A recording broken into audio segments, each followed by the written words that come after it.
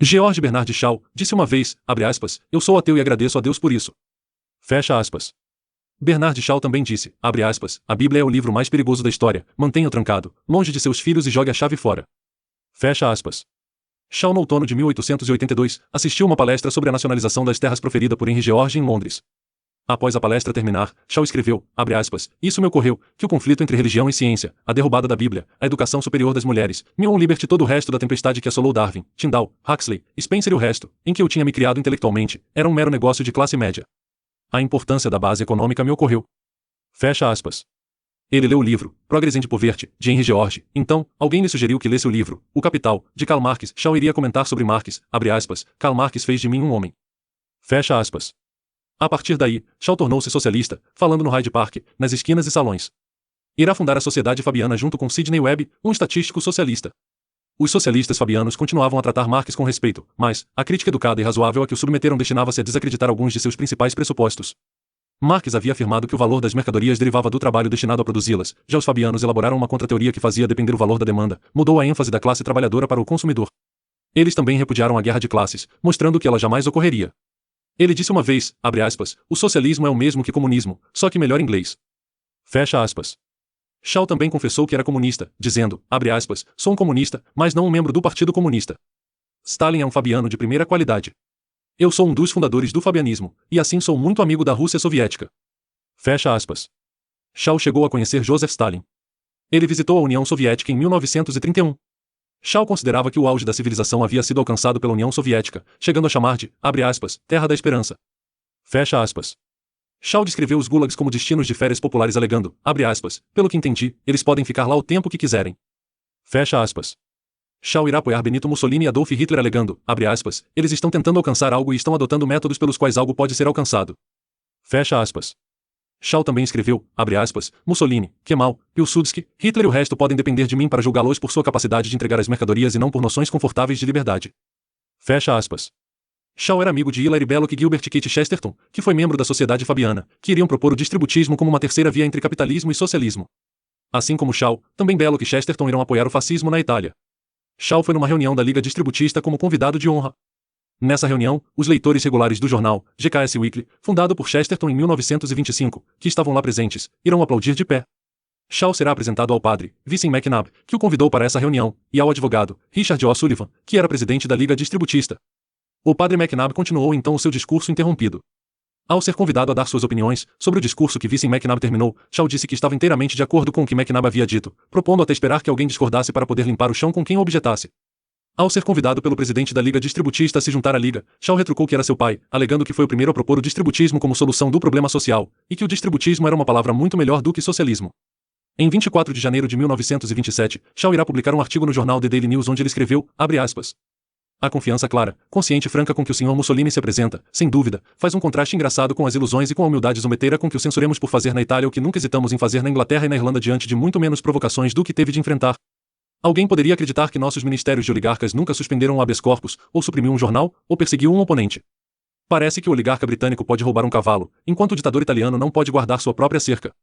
No entanto, a única diferença visível entre a oligarquia britânica e o ditador italiano é que ela chuta os direitos constitucionais para garantir o domínio de sua classe, enquanto o faz para garantir que os serviços públicos sejam conduzidos diligentemente para o bem do público. Todas as pessoas, com quem discuti sobre ele na Itália no ano passado, admitiram esse fato e o citaram como a razão pela qual deram seu apoio a Mussolini, apesar de ele não respeitar os artigos de nossa Declaração de Direitos. Eles não sentem nenhum carinho especial por Mussolini, mas estão felizes que os trens cheguem a tempo e os funcionários públicos tenham que trabalhar se quiserem ganhar seus salários. Se não fosse assim, os italianos tolerariam Mussolini? Seus camisas negras não podiam resistir à hostilidade do país mais que a polícia de Londres. Na verdade, é evidente que não são os camisas negras que protegem Mussolini, mas Mussolini os camisas negras. Mussolini não é tão popular quanto nossos demagogos.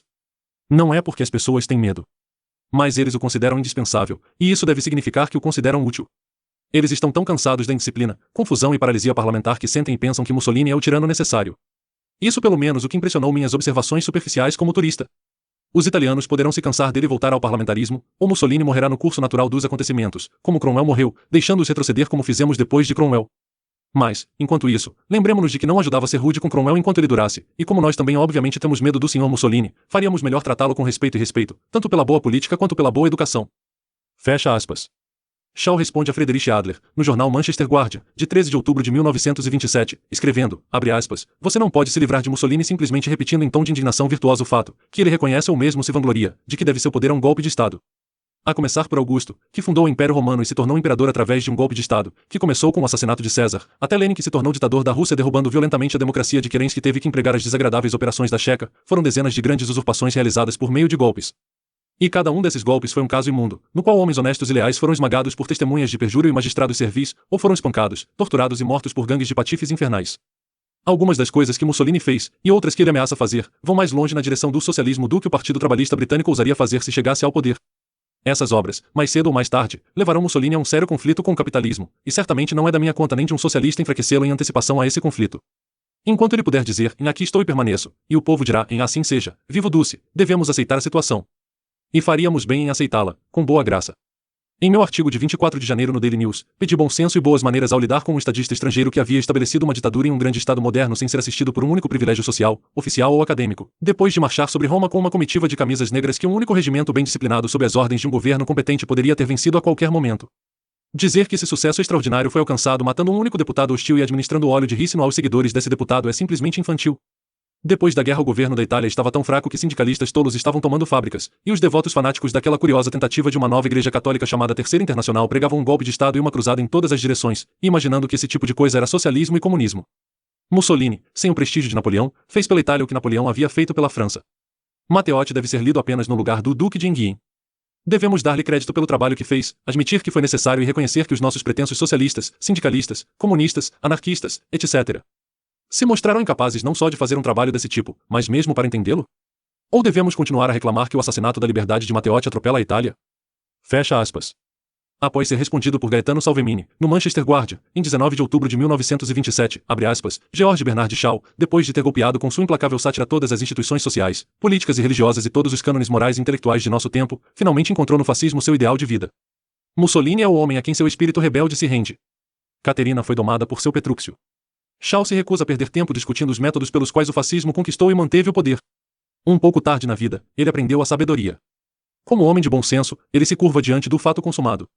Sempre houve brutalidade e represálias, assassinos e contra-assassinos no mundo. Por que se preocupar com esses acidentes inevitáveis na vida cotidiana? Em vez disso, Shaw está agradavelmente satisfeito com o fato de os fascistas terem adicionado óleo de rícino aos métodos tradicionais de luta política. A causa foi decidida pelos deuses vitoriosos, e Catão foi conquistado. O Sr. Shaw é um dos deuses. Cato, em vez de se matar, deveria ter feito uma boa purga de óleo de rícino. O couro é o número 1. O Sr. Shaw está interessado apenas nos resultados do fascismo, não nos métodos. Mussolini faz seu trabalho muito bem.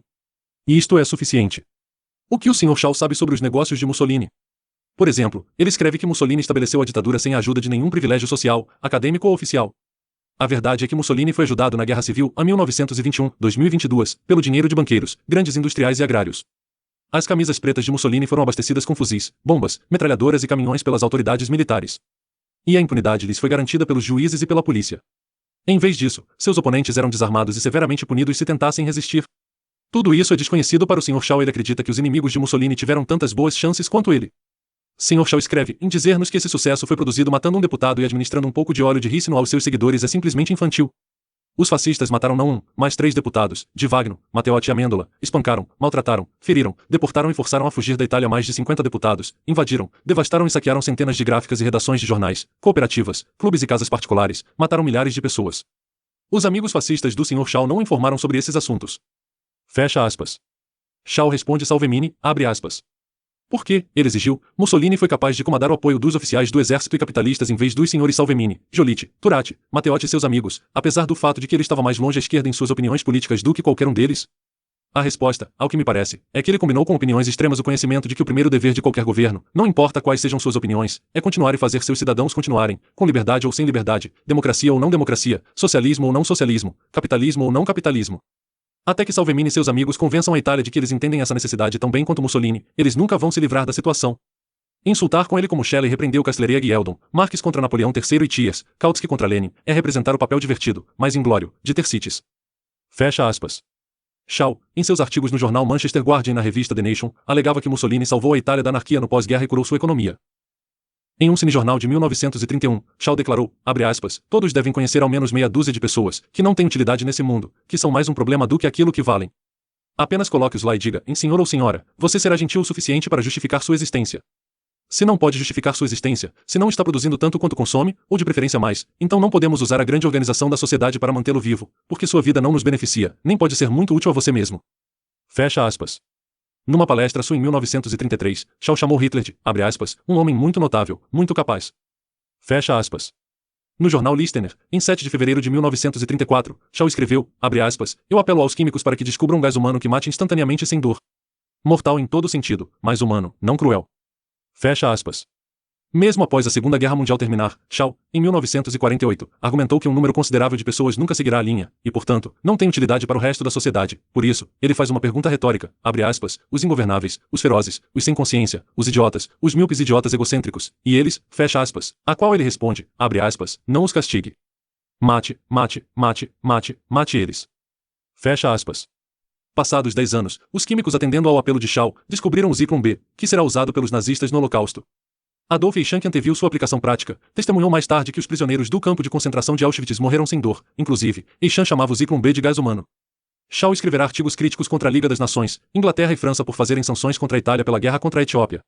Shaw, em 25 de maio de 1936, escreve, abre aspas, chama a atenção para uma forma de crueldade praticada contra os abissínios de maneira refinada. Refiro-me às ilusões que foram dadas ao Negus ao fazê-lo acreditar que seria ajudado, em sua irremediável resistência à conquista italiana, pela Sociedade das Nações e pelos exércitos e marinhas da Grã-Bretanha, França e Rússia, colocados à disposição da Liga. Nunca houve a mais remota probabilidade de tal intervenção. É claro como a luz do sol que a constituição do poder de Roma sobre a Etiópia é um enorme ganho para a paz e prosperidade mundial, bem como uma eventual restauração do Negus com a expulsão dos italianos da Etiópia. Seria um fato tão terrível que poderia nem sequer ser pensado pelo mais sangrento de nossos pacifistas. Diante disso, ainda iremos em socorro do Negus, como quer o Sr. Eden, e continuaremos a dar-lhe injeções de ilusões como foram as imaginárias vitórias abissínias publicadas nos jornais ingleses. Não teria sido mais honesto dizer-lhe francamente que não tinha chance de sucesso e que teria feito melhor partir imediatamente para a Palestina em vez de esperar para escapar da Etiópia diante da revolta de seus combatentes como fez Luís Napoleão e o Kaiser? Isso teria poupado meses e meses de luta e não teria havido tanto rancor nas relações entre a Grã-Bretanha e a Itália. É inútil culpar os italianos pelo uso de gases asfixiantes quando nossos arsenais estão cheios desse material pronto para ser derramado sobre nossos vizinhos civilizados. Eu disse isso desde outubro passado, porque aqueles que tinham bom senso não foram ouvidos. Mas é inútil falar sobre isso, o que está feito está feito. Vamos olhar mais para o futuro. A conquista italiana da Abissínia é completa e irrevogável, mas continuamos a ignorar este fato e ainda enviamos o Sr. Eden a Genebra para discutir a situação com representantes do Negus e apresentar orgulhosamente sua retaguarda a Mussolini, a prontidão e o vigor com os quais os chutes do Duce não podem agradar ao Sr. Eden, enquanto eles tornam ridículo a Sociedade das Nações e o gabinete britânico aos olhos da Europa. Devemos parar com a fobia do fascismo e ser corretos com Mussolini e Hitler, como fomos com Luís Napoleão. Fecha aspas. Quando Shaw escreve que sempre defendeu a mesma tese, ele está absolutamente certo. De fato, em 7 de abril de 1935, ele escreveu um artigo no qual dizia, abre aspas, seria uma loucura querer declarar guerra a Mussolini pela Abissínia. Conquistamos vastas regiões do mundo habitadas por pessoas de cor. Mussolini poderá fazer o mesmo. Mesma opinião de Robert Van Sittart, subsecretário permanente de Relações Exteriores da Grã-Bretanha, que declarou sobre a guerra na Etiópia, em sempre pensei que era uma questão de tempo para a tentativa da Itália de se expandir, uma colônia alemã em 1919. A nossa era uma ganância imprudente e o episódio que estamos enfrentando agora é a consequência inevitável de nossa política obtusa na época. Fecha aspas. E novamente em 27 de outubro de 1935, Shaw escreve, abre aspas, devemos fazer apenas uma coisa. Permaneça absolutamente fora do conflito entre a Itália e a Abissínia e tome cuidado para permanecer em boas relações com a Itália. Se quisermos nos opor, seria muito mais leal mobilizar e combater Mussolini em uma batalha aberta pela hegemonia do globo. Fecha aspas. Nicola Bombati, que era assistente pessoal, amigo e confidente de Mussolini, irá se inspirar nas teorias econômicas do comunista, Nestor Maco, no socialismo fabiano, e no distributismo geseliano para elaborar a socialização da economia na República Social Italiana, a protetorado da Alemanha nazista. Shaw também defendeu o primeiro-ministro irlandês por expressar condolências ao embaixador alemão pela morte de Hitler.